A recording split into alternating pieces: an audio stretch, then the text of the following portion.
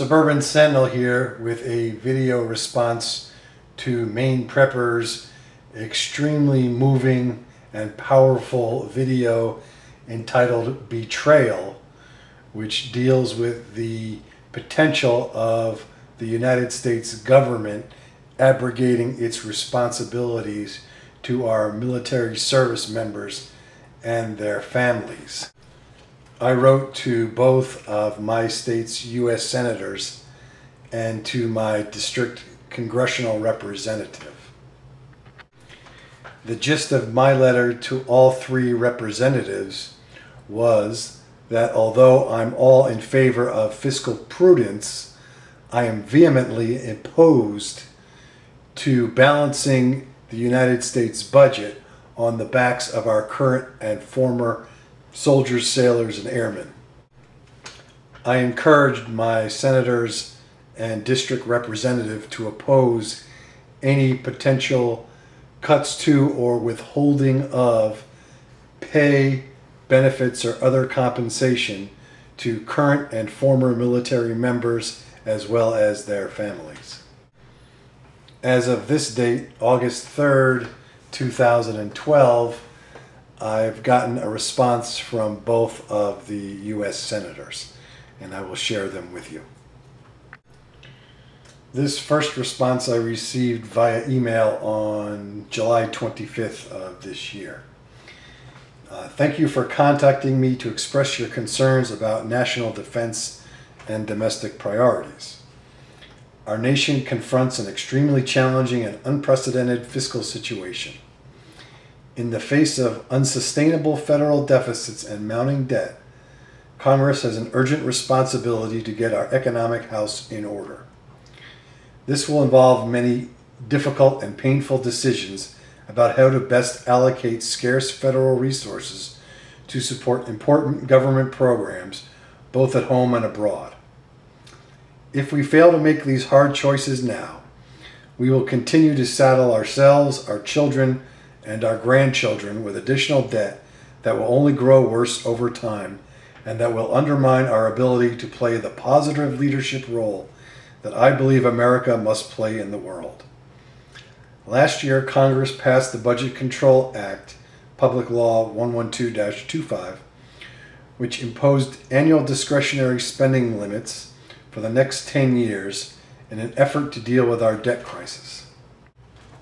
Therefore, the primary reason that the U.S. DoD is even considering such deep cuts is because Congress forced it to do just that. However, upon careful review of the budget request for fiscal year 2013, I believe that this proposal asks Americans to assume an unacceptable level of risk to our national security without any evidence that there will be a proportionate change in the threats that we will continue to face around the world. The sweeping cuts proposed by this budget would require the Army and Marine Corps to reduce their strength by 125,000 personnel over the next 5 years and would call for the termination or delay of several critical defense procurement programs. To make matters worse, if Congress fails to agree to a plan to further reduce the deficit by the end of this year, the Budget Control Act will trigger a process known as sequestration, which would force DoD to cut nearly $1 trillion over the next 10 years, more than doubling the cuts proposed in the administration's 10-year plan. The President, Secretary of Defense, and a broad majority in Congress all agree that this would be absolutely devastating and must be avoided at all costs. I believe that it is critical in both passing a defense budget for fiscal year 2013 and in forestalling the threat of sequestration for members of Congress to work together across party lines to reduce the impact of the proposed budget cuts to DoD. As a senior member of the Senate Armed Services Committee, I am committed to providing our men and women in uniform with the resources they need to keep America safe today and in the years ahead without bankrupting our economy. Thank you again for sharing your views and concerns with me. I hope you will continue to visit the Senate website for updated news about my work on behalf of blah, blah, blah, blah, blah, blah, blah. Sincerely yours, Joseph I. Lieberman, U.S. Senator. Okay, second U.S. Senate response I received on August 1st, 2012 via email. Thank you for your thoughtful message. Wow, now I'm thoughtful.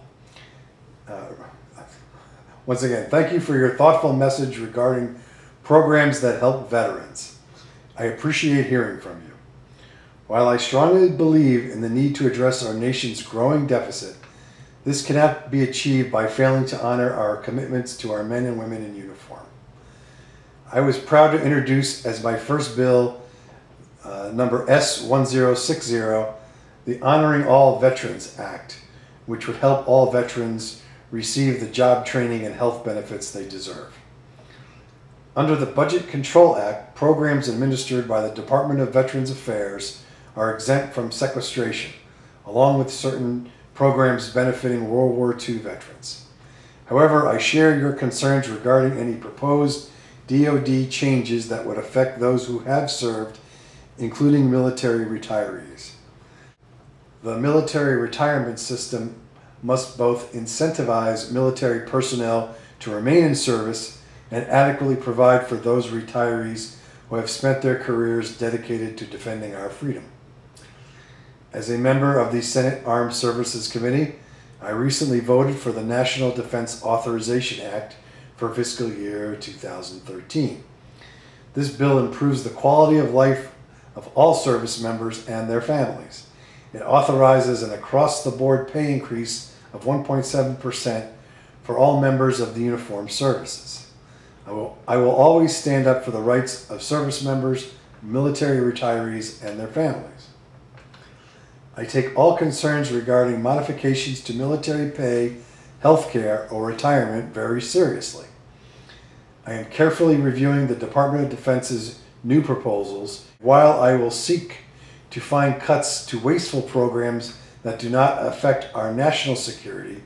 I am committed to honoring the brave men and women who have served our country by protecting the benefits they have earned. I will be sure to keep your thoughts in mind as I examine the defense budget for the upcoming fiscal year. Thank you again for writing, etc., etc. Richard Blumenthal, United States Senator. So there you have it. At least according to their written statements, the senators from my home state will support the military members and their families. So on behalf of myself and my family, we are most grateful to you and all the other men and women who have served and presently serve in the United States Armed Forces on our behalf. Our thoughts and prayers are with all of you.